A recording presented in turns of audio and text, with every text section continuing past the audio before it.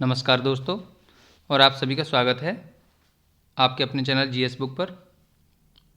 दोस्तों, इस वीडियो में हम घटनाचक्र पूर्वावलोकन के भारतीय राज्य व्यवस्था एवं शासन के यानी कि इंडियन पॉलिटी के अंतर्गत रिवीजन प्रोग्राम में हम इसमें जो है आज दूसरी क्लास में पढ़ने जा रहे हैं।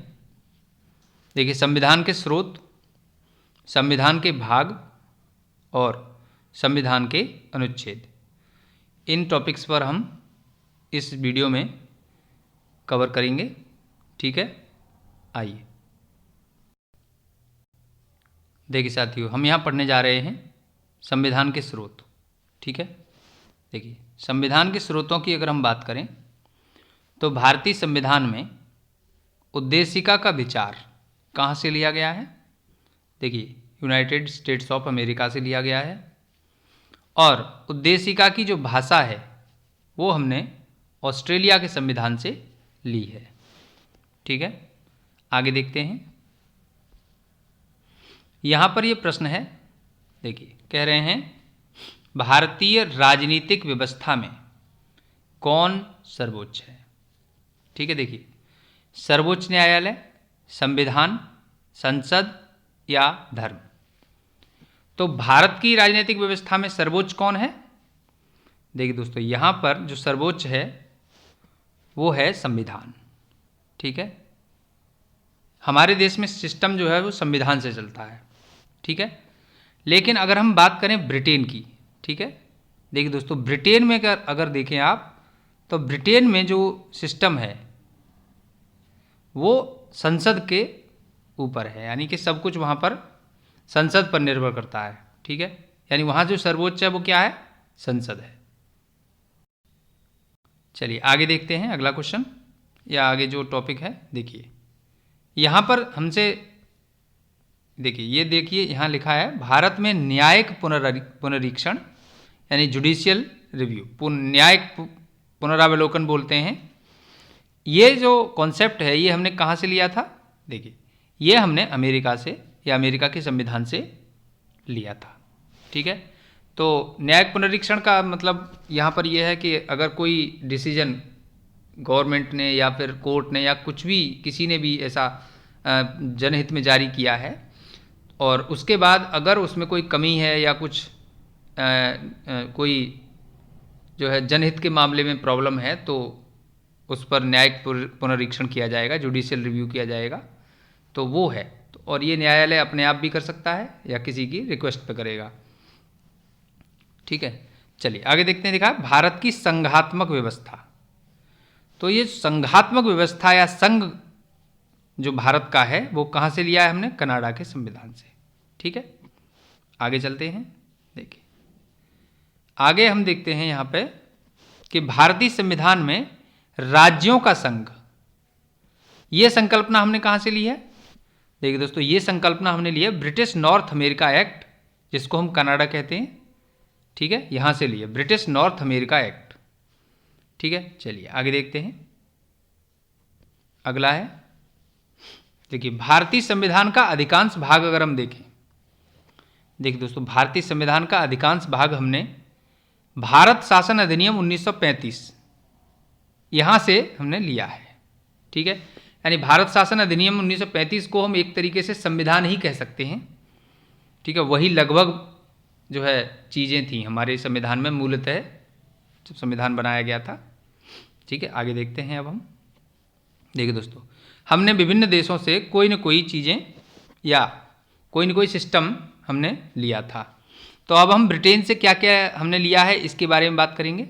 देखिए ब्रिटेन से हमने संसदीय शासन प्रणाली, विधि का शासन यानी रूल ऑफ लॉ, मंत्रिमंडलीय प्रणाली, एकल नागरिकता, द्विसदनीय प्रणाली, विधायी प्रक्रिया, संसदीय विशेषाधिकार और परमाधिकार लेख। तो हमने इतनी जो है चीज़ें ब्रिटेन से ली थी। ठीक है, आगे देखते हैं। देखिए अमेरिका से हमने क्या क्या लिया है, ये इंपॉर्टेंट है, देखते हैं। देखिए उद्देशिका का विचार हमने अमेरिका से लिया, जुडिशियल रिव्यू हमने अमेरिका से लिया यानी कि न्यायिक पुनरावलोकन, इसके अलावा न्यायपालिका की स्वतंत्रता हमने ली, ठीक है, न्यायपालिका की स्वतंत्रता, यहाँ पर एकात्मक न्यायपालिका है हमारी, ठीक है। मूल अधिकार, उपराष्ट्रपति पद, राष्ट्रपति पर महाभियोग, इम्पीचमेंट, उच्चतम न्यायालय और उच्च न्यायालयों के जजों के हटाने की प्रक्रिया को भी हमने अमेरिका के संविधान से लिया है, ठीक है। आइए आगे देखते हैं। यहाँ पर कुछ देखिए, ये बहुत ही महत्वपूर्ण प्रश्न थे जो कि बार बार पूछे गए हैं परीक्षाओं में, तो इस वजह से मैंने ये शामिल किए हैं इस तरह से कि हमें बस सिर्फ इन्हें रिवाइज करके याद करना है, बार बार पढ़ने से होगा। राष्ट्रपति की निर्वाचन पद्धति हमने आयरलैंड के संविधान से ली है, ठीक है, जो कि हम जानते हैं एकल संक्रमणीय मतदान प्रणाली से हम लोग जो है उसे करते हैं, ठीक है।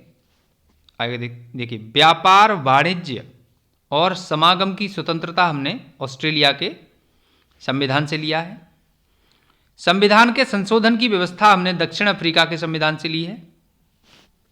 इसके अलावा आगे हम देखें, देखिए जो हमारी प्रस्तावना है संविधान में, ठीक है, देखिए प्रस्तावना जो आरंभ में उद्देश्य प्रस्ताव के नाम से था, वो हमने कहाँ से लिया है, तो प्रस्तावना में न्याय की बात की गई है, जो कि हमने पूर्व सोवियत संघ से लिया है, ठीक है।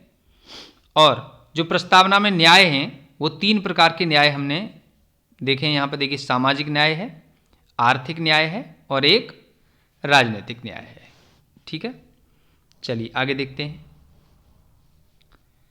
देखिए दोस्तों, ये इंपॉर्टेंट क्वेश्चन कई बार पूछा गया है। भारतीय संविधान में समवर्ती सूची, कनकरेंट लिस्ट जो है, ये हमने कहाँ से ली है, तो ये हमने ऑस्ट्रेलिया के संविधान से ली है। देखिए दोस्तों, भारतीय संविधान में हम जानते हैं 12 अनुसूचियां हैं वर्तमान में, तो इनमें 7वीं अनुसूची के अंदर समवर्ती सूची को सम्मिलित किया गया है, ठीक है। उसमें केंद्र सूची, राज्य सूची और समवर्ती सूची का जो है विवरण है। तो समवर्ती सूची हमने लिया है ऑस्ट्रेलिया से। समवर्ती सूची एक तरीके से हम अगर जान लें, देखिए केंद्र और राज्य दोनों को इस पर कानून बनाने का अधिकार होता है और टकराव की स्थिति में केंद्र के कानून को मान्यता दी जाती है, ठीक है।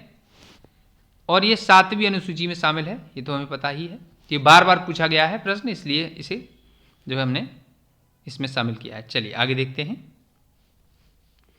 देखिए बहुत ही इंपॉर्टेंट है।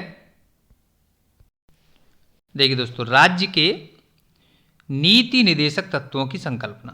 देखिए राज्य के नीति निदेशक तत्व यानी कि directive principle of state policy, तो इसका कॉन्सेप्ट जो है वो हमने आयरलैंड के संविधान से लिया है। और जो डीपीएसपी हमारे हैं वो संविधान में भाग 4 में अनुच्छेद 36 से लेकर के 51 तक वर्णित हैं, ठीक है। तो ये प्रश्न किसी भी तरह से पूछा जा सकता है। आइए आगे देखते हैं।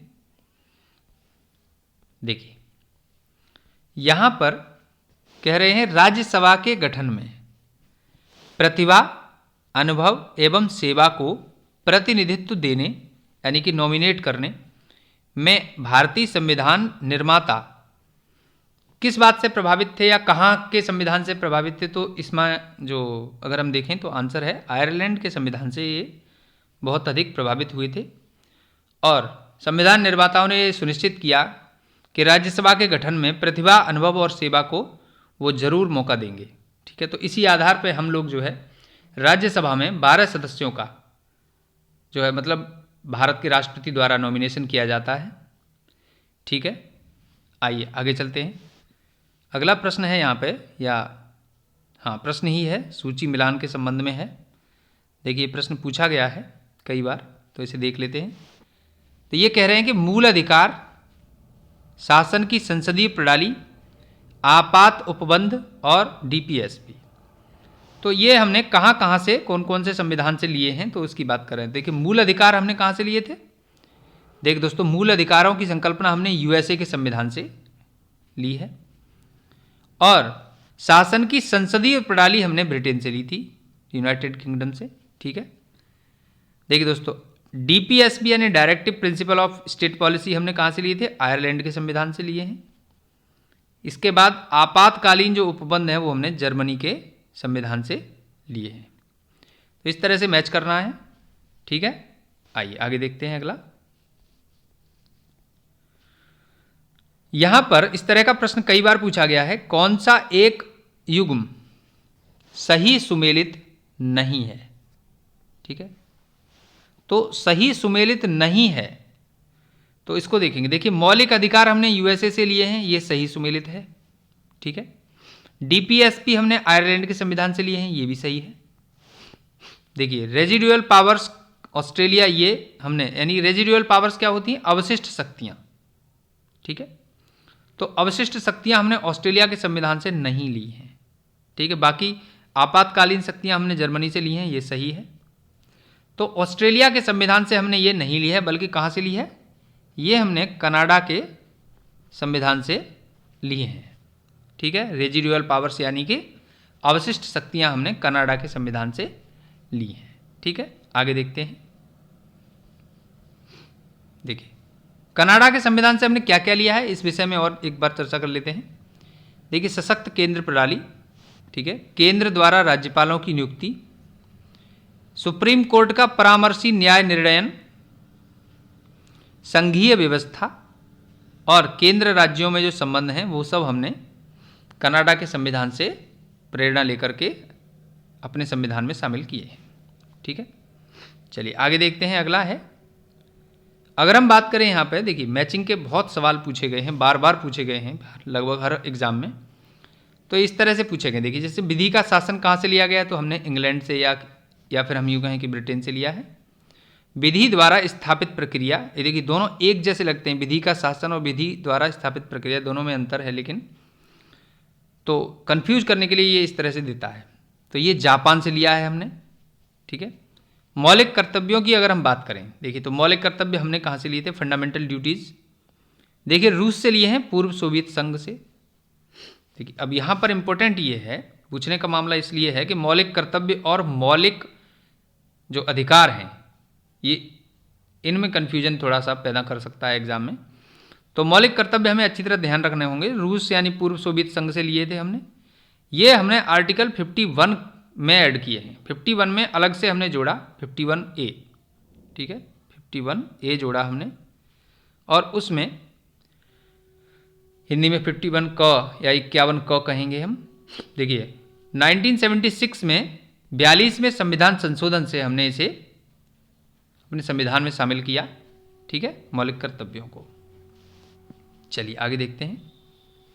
अगला है, देखिए दोस्तों प्रस्तावना में बात कर रहे हैं कि प्रस्तावना में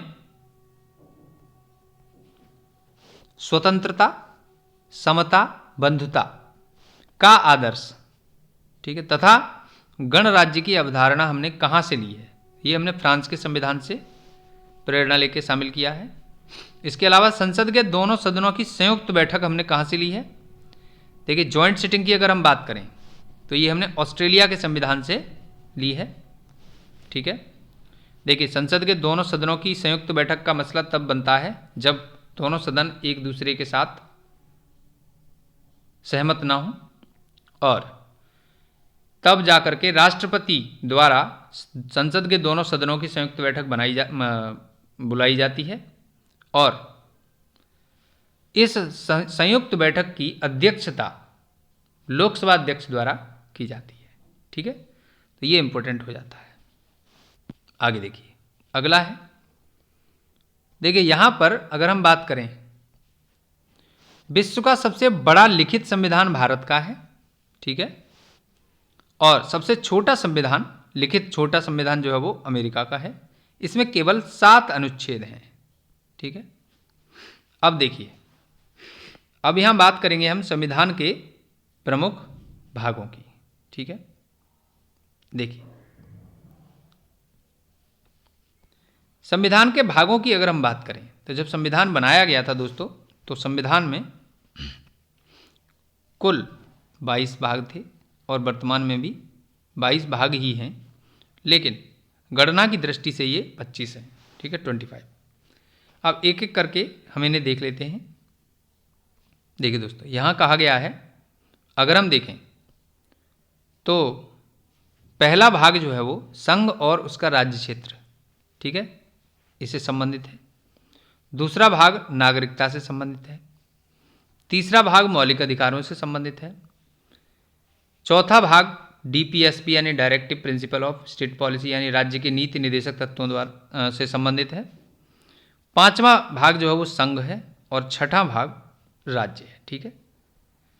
तो अब इसके बाद राज्य के बाद आगे चलते हैं। देखिए यहाँ पर सातवां भाग निरसित कर दिया गया था, ठीक है। आठवां भाग हमारा संघ राज्य क्षेत्र है, यूनियन टेरिटरीज, ठीक है। नौवां भाग पंचायतों से संबंधित है। नौवें भाग में क और ख जोड़ा गया, ठीक है। देखिए नौवें भाग में क और ख जोड़ा गया। क 9 यानी 9A नगर पालिका और 9 यानी 9B सहकारी समिति, ठीक है। ये दो बाद में जोड़े गए थे। इसके अलावा देखिए दोस्तों यहाँ पर 10वां भाग अगर हम देखें तो अनुसूचित जाति एवं जनजाति क्षेत्र, ठीक है। और देखिए 11वां भाग जो है वो संघ और राज्य के बीच संबंध। इस पर कई बार प्रश्न पूछा गया है, ठीक है, संघ एवं राज्यों के बीच संबंध। 12वां भाग है वो वित्त, संपत्ति, संविदाएं और बाद से संबंधित है। 13वें भाग की बात करें तो भारत के राज्य के क्षेत्र के भीतर व्यापार वाणिज्य का एवं समागम, ठीक है, इस संबंध में है। आगे देखते हैं। देखिए 14वें भाग की बात करें तो संघ और राज्य के बीच अधीन सेवाएं जो हैं, ठीक है, सर्विसेज। 14 क की बात करें अधिकरणों से संबंधित है, प्रश्न पूछा गया है यहाँ पे। देखिए 15वां भाग निर्वाचन से संबंधित है। 16वां भाग कुछ वर्गों के संबंध में विशेष उपबंध और 17वें भाग की बात करें तो वो राजभाषा से संबंधित है, ठीक है। देखिए आगे हम बात करेंगे यहाँ पे 18वां भाग जो है वो आपातकालीन उपबंधों से संबंधित है। 19वें भाग में प्रकीर्ण, 20वें भाग में संविधान का संशोधन, ठीक है, अनुच्छेद 368, और 21वां भाग अस्थायी संक्रमणकालीन और विशेष उपबंधों से संबंधित है। इसके बाद लास्ट हमारा जो है वो संक्षिप्त नाम, प्रारंभ, हिंदी में प्राधिकृत पाठ और निरसन से संबंधित है, ठीक है। तो ये 22 भाग हैं हमारे संविधान में, ठीक है, जिनको हमने अभी देखा। आगे देखेंगे दोस्तों। यहाँ पर प्रश्न है, देखिए ये कह रहे हैं कि निम्नलिखित में से कौन एक सही सुमेलित नहीं है, ठीक है। देखिए नागरिकता भाग 2 में है, ये सही है, ठीक है। मौलिक अधिकार की बात करें तो ये भाग 3 में है, ये भी सही है। मौलिक कर्तव्य यानी फंडामेंटल ड्यूटीज, ये भाग 6A में लिखा गया है, ये सही नहीं है। राज्यों की बात करें तो भाग 6 में है, ये सही है। तो आंसर यहाँ पर सी होगा, ठीक है, क्योंकि मौलिक कर्तव्य भाग 4 में उल्लिखित है, ठीक है। देखिए यहाँ पर देखिए भाग 4A में, ठीक है, भाग 4A का यहाँ मतलब यह है कि 1976 में हमने 42 में संविधान संशोधन से इसको जोड़ा था, ठीक है। और ये मुख्यतः अनुच्छेद 51A में वर्णित है मूल कर्तव्य। तो शुरुआत में क्या मूल कर्तव्य जो थे, सरदार स्वर्ण सिंह समिति थी, एक बनाई गई थी और उसने ये मूल कर्तव्य बताए थे। तो शुरुआत में मूल कर्तव्य की संख्या 10 थी, लेकिन अब जो है वो मूल कर्तव्य 11 हो गए हैं, ठीक है। तो चलिए आगे देखते हैं। देखिए दोस्तों यहाँ पर प्रश्न पूछा गया है, मूल भारतीय संविधान में कितने भाग, अनुच्छेद और अनुसूची थे, ठीक है। देखिए मूल भारतीय संविधान की अगर बात करें तो उसमें 22 भाग थे, 395 अनुच्छेद थे और 8 अनुसूची थी, ठीक है। ये मूल भारतीय संविधान की बात हो रही है जब संविधान बनाया गया था, ठीक है। आगे देखते हैं अगला। देखिए अगला प्रश्न है, देखिए यहाँ पे सूची मिलान के लिए कहा गया है, तो इसे देख लेंगे। देखिए सूची 1 और 2 में 1 और 2 में दिया गया है नए राज्यों का गठन, नागरिकता, मौलिक अधिकार, प्रशासनिक अधिकरण की स्थापना। ठीक है, ठीक है। देखिए दोस्तों यहां पर क्या है, नए राज्यों के गठन की अगर हम बात करें तो भारतीय संविधान के अनुच्छेद 3 में इस संबंध में दिया गया है। और नागरिकता की अगर हम बात करें तो भारतीय संविधान के भाग 2 में नागरिकता का वर्णन है। ठीक है, मौलिक अधिकार हमारे संविधान के भाग 3 में दिए गए हैं। और प्रशासनिक अधिकरणों की स्थापना की अगर बात करें तो जो है भारतीय संविधान के अनुच्छेद 323A में दिया गया है। ठीक है, तो ये है। चलिए आगे देखते हैं। देखिए दोस्तों यहां पर प्रश्न पूछा गया है वित्त विधेयकों के बारे में विशेष उपबंध किस अनुच्छेद के अंतर्गत किए गए हैं। ठीक है, देखिए वित्त विधेयकों की अगर बात करें तो ये जो उपबंध हैं या ये जो प्रावधान है वो किस नंबर में किए गए हैं, किस आर्टिकल में है, तो ये आर्टिकल अनुच्छेद 117 में किए गए हैं। ठीक है, देखिए संविधान के अनुच्छेद 117 में वित्त विधेयकों के बारे में प्रावधान किए गए हैं। ठीक है, इसके अलावा अगर बात करें यहाँ पे देखिए 119 में क्या है, जो अनुच्छेद 119 है इसमें क्या चीज़ दी गई है, क्या बात की गई है, तो अनुच्छेद 119 में संसद में वित्तीय कार्य संबंधी प्रक्रिया का विधि द्वारा विनियमन। और अनुच्छेद 121 की अगर हम बात करें तो वो देखिए उच्चतम न्यायालय या उच्च न्यायालय के किसी न्यायाधीश द्वारा कर्तव्यों के निर्वहन में किए गए किसी आचरण के संबंध में चर्चा पर निर्बंधन। ठीक है, इसके अलावा अनुच्छेद 123 की अगर बात करें तो देखिए अनुच्छेद 123 जो है वो राष्ट्रपति द्वारा अध्यादेश जारी करने की शक्ति से संबंधित है। ठीक है, चलिए आगे देखते हैं नेक्स्ट। देखिए यहां प्रश्न पूछा गया है भारतीय संविधान के किस अनुच्छेद के अंतर्गत अखिल भारतीय सेवाओं का प्रावधान किया गया है। ठीक है, देखिए ऑल इंडिया सर्विसेज का प्रावधान अगर हम देखें तो वो कहाँ है, अनुच्छेद 312 में। ठीक है, 312 के अंतर्गत अखिल भारतीय सेवाओं का प्रावधान भारतीय संविधान में किया गया है। ठीक है, यदि राज्यसभा में इस अनुच्छेद में क्या दिया गया, देखिए यदि राज्यसभा ने उपस्थित और मत देने वाले सदस्यों के कम से कम 2/3 बहुमत से समर्थित संकल्प से यह घोषित किया है कि राष्ट्रीय हित में ऐसा करना आवश्यक है तो संसद विधि द्वारा अखिल भारतीय सेवाओं के सृजन हेतु उपबंध कर सकती है। ठीक है, तो ये 312 में अखिल भारतीय सेवाओं या ऑल इंडिया सर्विसेज से संबंधित प्रावधान किए गए हैं। ठीक है, चलिए आगे देखते हैं। अगला प्रश्न यहां पर क्या है, देखिए कौन सा एक सही सुमेलित नहीं है, ये ऐसा पूछा गया है। देखिए अनुच्छेद 39A समान न्याय एवं निःशुल्क विधिक सहायता। ठीक है, तो ये सही है। ठीक, अनुच्छेद 40 में ग्राम पंचायतों के संगठन से संबंधित प्रावधान है, ये भी सही है। उसके बाद अनुच्छेद 44 की बात करें तो वो समान नागरिक संहिता। ठीक है, ये भी सही है, यूसीसी बोलते हैं इसको। ठीक है, यूसीसी यूनिफॉर्म सिविल कोड। और अनुच्छेद 48 की अगर बात करें तो यही सही नहीं है यहाँ पे। ठीक है, तो आंसर भी यही हो जाएगा। ठीक है, अनुच्छेद 48 न्यायपालिका का कार्यपालिका से पृथक्करण, ये जो है किस आर्टिकल में दिया गया है, ये आर्टिकल 50 में दिया गया है। ठीक है, 50 में।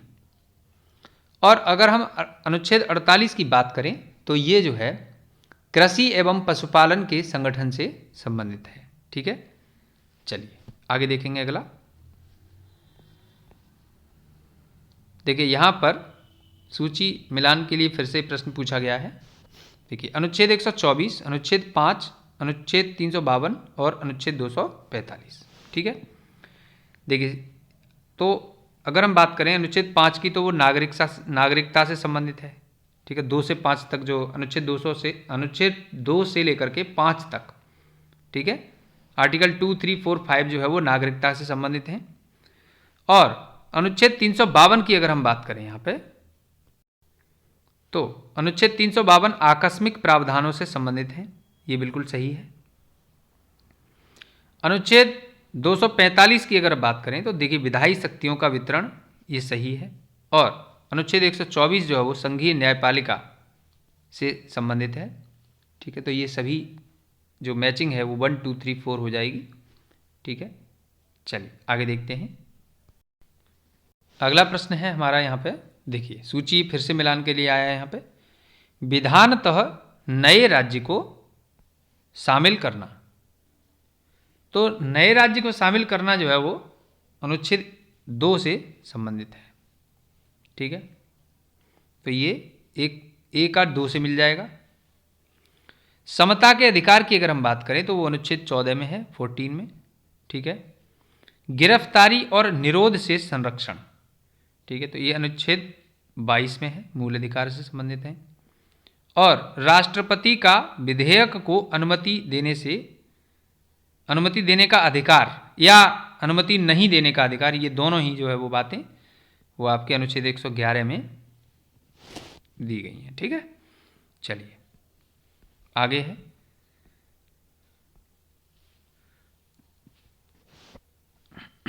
फिर से मिलान के लिए पूछा गया है यहाँ पे, देखिए अनुच्छेद 54 54, अनुच्छेद 75 75, अनुच्छेद 155 और अनुच्छेद 164। तो यहाँ हम समझ लेंगे, देखिए अनुच्छेद 54 की अगर हम यहाँ पर बात करें तो वो भारत के राष्ट्रपति के निर्वाचन से संबंधित है। ठीक है, अनुच्छेद 75 75 की बात करें तो वो प्रधानमंत्री और मंत्रिपरिषद की नियुक्ति से संबंधित है। भारत के राष्ट्रपति द्वारा प्रधानमंत्री की नियुक्ति जो अनुच्छेद 75 में ये वर्णन है। अनुच्छेद 155 की अगर हम बात करें तो वो राज्यों के राज्यपाल की नियुक्ति जो है राष्ट्रपति द्वारा वो 155 में दी गई है। और अनुच्छेद 164 में राज्य के मुख्यमंत्री और मंत्रिपरिषद की नियुक्ति ये दी गई है। ठीक है, इसके अलावा यहाँ पर ये पूछा गया है राज्य विधानसभाओं की संरचना, तो ये जो संरचना है ये अनुच्छेद 170 में वर्णित है। ठीक है, ये भी हमें ध्यान रखना है। ठीक है, चलिए आगे देखते हैं अगला प्रश्न। अगला प्रश्न है यहाँ पे, सूची मिलान के अंतर्गत फिर से कहा गया है कि अनुच्छेद 61, अनुच्छेद 67 ख और अनुच्छेद 94 और अनुच्छेद 90। ठीक है, देखिए तो यहाँ पे अगर हम बात करें अनुच्छेद 61 की, तो ये जो है वो राष्ट्रपति के महाभियोग से संबंधित है, राष्ट्रपति पर महाभियोग लगाने से संबंधित है। ठीक है, अनुच्छेद 67 ख की अगर बात करें तो देखिए अनुच्छेद 67 जो है वो उपराष्ट्रपति को हटाना, ठीक है, इस संबंध में वर्णन है। ठीक है, इसके अलावा अनुच्छेद 94 की अगर हम बात करें तो अनुच्छेद 94 जो है वो स्पीकर को हटाने से संबंधित है, लोकसभा के अध्यक्ष को।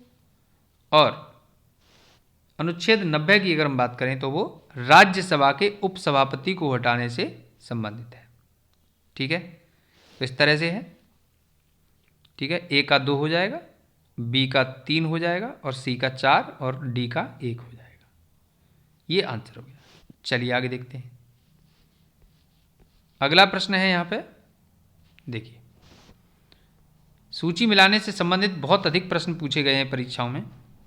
देखिए अनुच्छेद 323 ए, अनुच्छेद 324, अनुच्छेद 330 और अनुच्छेद 320, इस संबंध में चीज़ें पूछी गई हैं। तो अनुच्छेद 323 ए हमने पीछे पढ़ा, प्रशासनिक अधिकरणों से संबंधित है। 324 की अगर बात करें तो वो निर्वाचन से संबंधित है।